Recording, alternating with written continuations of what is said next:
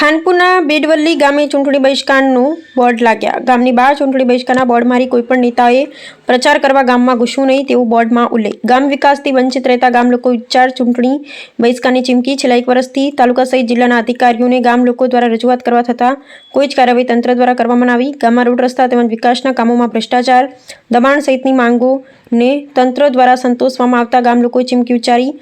બેડવલ્લી ગામમાં થયેલા કામોમાં ભારોભાર ભ્રષ્ટાચાર છતાં તંત્રનું હતું ભેદી મૌન. પાણીની કોઈ વ્યવસ્થા આ ગામમાં નથી. નલ સે જલ યોજનામાં પણ ગામ લોકોને તંત્રના પાપે કોઈ જ લાભ મળ્યો નથી. સરકારી વિકાસના થયેલા કામોમાં ભ્રષ્ટાચારની યોગ્ય તપાસ કરવા ગામ લોકોની અનેક રજૂઆત છતાં તંત્ર છે અત્યાર સુધી મૌન. આખરે કંટાળીને ચૂંટણી બહિષ્કારની ચીમકી ઉચ્ચારવા ગામ લોકો બન્યા મજબૂર. ગામ લોકોની માંગ પૂરી નહીં થાય તો આખું ગામ મતદાન નહીં કરે તેવો સ્પષ્ટ નિર્ણય. સત્ય હકીકત શું છે તે તપાસનો વિષય. ગામ અમારું બેડવલ્લી. અમે લગભગ 6-10-25 થી ગામની અંદર ગામના રસ્તાઓનું દબાણ વધી જવાથી ગામના યુવાનોએ નક્કી કરીને રસ્તા પહોળા કરવા માટે પંચાયતની અંદર અમે લિખિતમાં અરજી આપી, સ્વાગત કાર્યક્રમો પણ આપી, તાલુકા વિકાસ અધિકારીને આપી, મામલતદાર સાહેબને આપી, ડીડીઓ સાહેબને પણ આપી. પણ આજ દિન સુધી અમે જેટલી વાર ઓફિસે ગયા તો અમને આશ્વાસન આપી અને ઘરે પરત પાછા કાઢ્યા અને તમારું કામ થઈ જશે. આવા અમે 3 વાર ધક્કા કર્યા પણ આજ દિન સુધી અમારું કોઈ પણ કામ થયું નથી. આની અંદર મને એવું લાગે કે કોઈ રાજકારણી નેતાનો કોઈ મોટો આડો હાથ હોય એવું લાગે છે.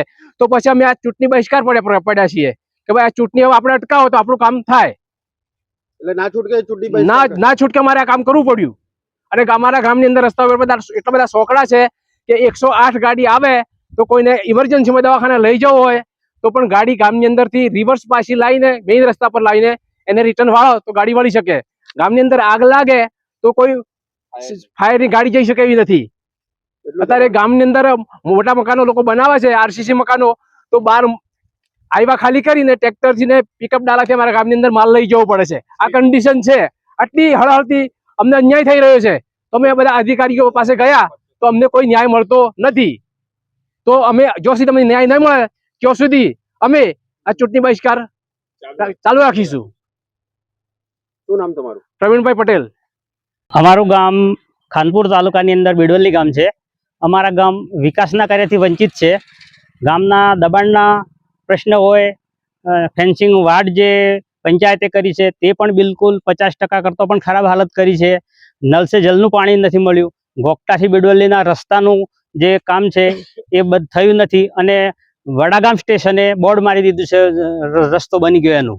એટલે અમારા ગામની અંદર કોતર સુધીનો જે ખરાબ રસ્તો છે વારંવાર રજૂઆત કરવા છતાં એ પણ રસ્તો થયેલ નથી. આવા અનેક પ્રશ્નોને લઈને અમે ગામ લોકો આવા ચૂંટણી બહિષ્કારના રસ્તે પકડ્યો છે. એટલે જો સુધી અમારા માગે પૂરી નહીં થાય, અમારી સંતોષાય નહીં ત્યાં સુધી અમે ગામમાં કોઈ પણ નેતાને ઘૂસવા દઈશું નહીં અને ચૂંટણીનો બહિષ્કાર અમે ચાલુ રાખીશું. શું માંગણીઓ છે? તમે ક્યાં સુધી રજૂઆતો કરી છે? અમે તાલુકામાં, જિલ્લામાં ટીડીઓને, મામલતદારને, કલેક્ટરને બધી જગ્યાએ રજૂઆત કરી પણ કોઈ જગ્યાએથી અમને આશ્વાસન આપીને પાછા કાઢ્યા છે. અમે આવીશું, સ્થળ ઉપર આવીશું એવું કેટલી વાર કહ્યું પણ સ્થળ ઉપર પણ કોઈ અધિકારી આવતો નથી અને અમારી કદી તપાસ પણ થતી નથી. અને એટલે અમે ગામ લોકો હેરાન થઈ ગયા છે. એટલા માટે અમે આ ચૂંટણી બહિષ્કારનો રસ્તો અપનાવ્યો છે. શું નામ તમારું? સોમાભાઈ પટેલ.